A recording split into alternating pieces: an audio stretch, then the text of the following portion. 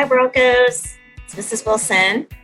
I am here with the next chapter, chapter 17, in Charlie and the Chocolate Factory.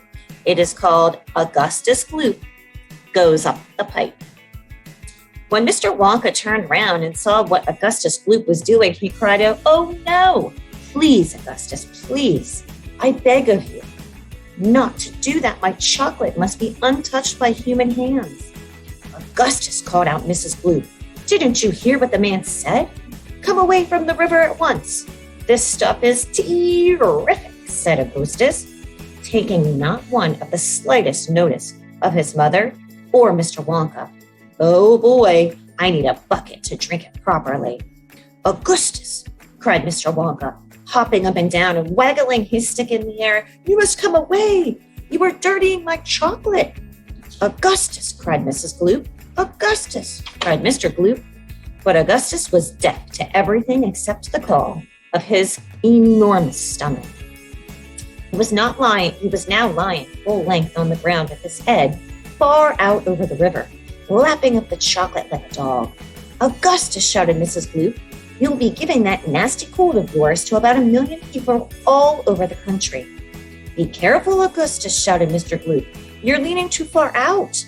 Mr. Gloop was absolutely right, for suddenly there was a shriek, then a splash, and into the river went Augustus Gloop, and in 1 second he had disappeared under the brown surface.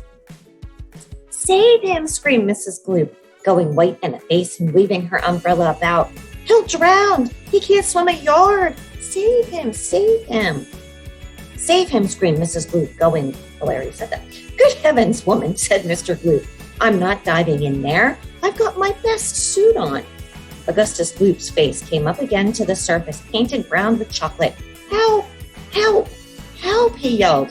"Fish me out!" "Don't just stand there," Mrs. Gloop screamed as Mr. Gloop. "Do something." "I'm doing something," said Mr. Gloop, who was now taking off his jacket and getting ready to dive into the chocolate. But while he was doing this, the wretched boy was being sucked closer and closer towards the mouth of one of the great pipes that was dangling down into the river. Then, all at once, the powerful suction took hold of him completely, and he was pulled under the surface and then into the mouth of the pipe. The crowd on the riverbank waited breathlessly to see where he would come out. "There he goes!" someone shouted, pointing upwards. And sure enough, because the pipe was made of glass, Augustus Gloop could be clearly seen shooting up inside, headfirst, like a torpedo. "Help! Murderer! Police!" screamed Mrs. Gloop. "Augustus, come back at once! Where are you going?" "It's a wonder to me," said Mr. Gloop, "how that pipe is big enough for him to go through it." "It isn't big enough," said Charlie Bucket. "Oh dear, look, he's slowing down." "So he is," said Grandpa Joe. "He's going to get stuck," said Charlie. "I think he is," said Grandpa Joe. "But Charlie, he has stuck," said Charlie. "It's his stomach that's done it," said Mr. Gloop. He's blocked the whole pipe," said Grandpa Joe. "Smash the pipe," yelled Mrs. Gloop, still waving her umbrella. "Augustus, come out of there at once." The watchers below could see the chocolate swishing around the boy in the pipe, and then could see it building up behind him in a solid mass, pushing against the blockage. The pressure was terrific. Something had to give. Something did give, and that something was Augustus. Woof! Up he shot again, like a bullet in a barrel of a gun. "He's disappeared," yelled Mrs. Gloop. "Where does that pipe go? Quick, call the fire brigade." "Keep calm," cried Mr. Wonka. "Keep calm, my dear lady, keep calm. There is no danger whatsoever.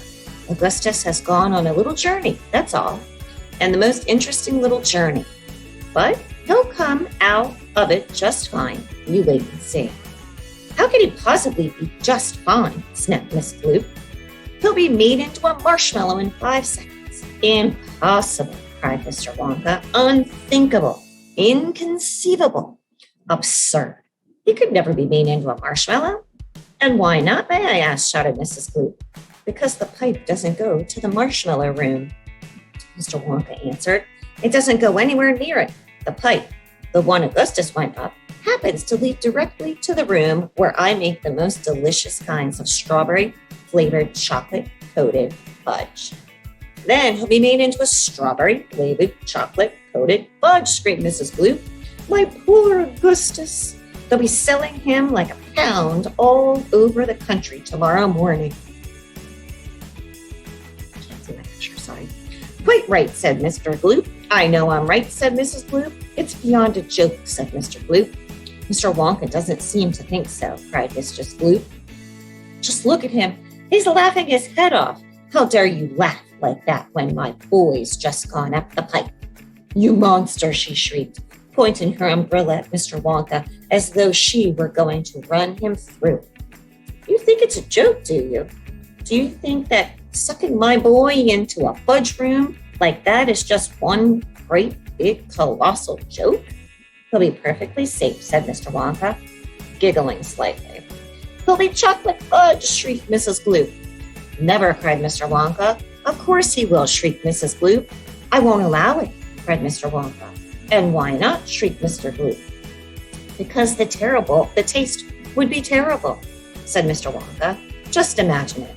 Augustus flavor, chocolate-coated gloop.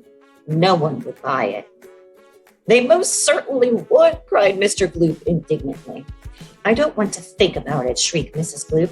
Nor do I, said Mr. Wonka. And I do promise you, Madame, that your darling boy is perfectly safe. If he's perfectly safe, then where is he? Snapped Mrs. Gloop. Lead me to him. Mr. Wonka turned around and clicked his fingers sharply. Click, click, click. 3 times immediately, and Oompa Loompa appeared, as if from nowhere, and stood beside him. The Oompa Loompa bowed and smiled, showing beautiful white teeth. His skin was rosy white, his long hair was golden brown, and the top of his head came just to above the height of Mr. Wonka's knee. He wore the usual deerskin slung over his shoulder. Now listen to me, said Mr. Wonka, looking down at the tiny man. I want you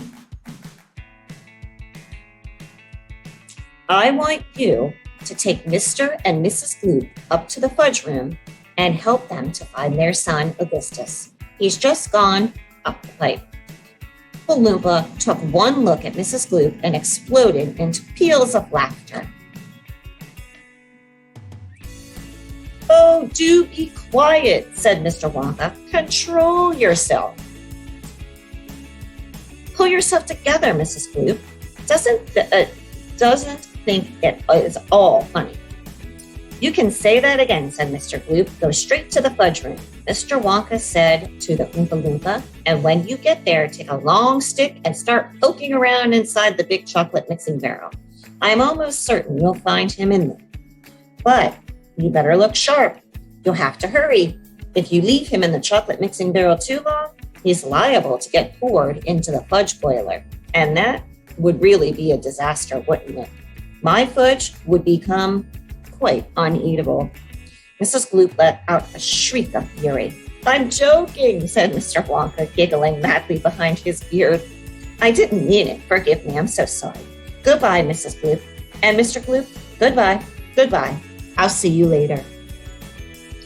As Mr. and Mrs. Gloop and their tiny escort hurried away, the 5 Oompa Loompas on the far side of the river suddenly began hopping and dancing around and beating wildly upon a number of very small drums. Augustus Gloop, they chanted. Augustus Gloop, Augustus Gloop, Augustus Gloop. Grandpa, cried Charlie. Listen to them, Grandpa. What are they doing? Shh, whispered Grandpa Joe. I think they're going to sing us a song. Augustus Gloop, chanted the Oompa Loompas. Augustus Gloop, Augustus Gloop, the great big greedy nincompoop. How long could we allow this beast to gorge and guzzle, feed and feast on everything he wanted to?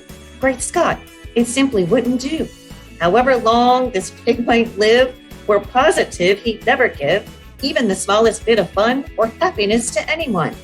So what do we do in case such as this? We use the gentle touch, and carefully we take the brat and turn him into something that will give great pleasure to us all. A doll, for instance, or a ball, or marbles, or a rocking horse. But this revolting boy, of course, was so utterly vile, so greedy, foul, and infantile. He left a most disgusting taste inside our mouths, and so in haste, we choose a thing, come what we may, would take the nasty taste away. Come on, we cry, the time is right to send him shooting up the pipe. He has to go, it has to be, and very soon he's going to see. Inside the room to which he's gone, so funny things are going on. But don't, dear children, be alarmed. Augustus Gloop will not be harmed, although, of course, we must admit, he will be altered quite a bit. He'll be quite changed from what he's been when he goes through the fudge machine. Slowly the wheels go round and round. The cogs begin to grind and pound.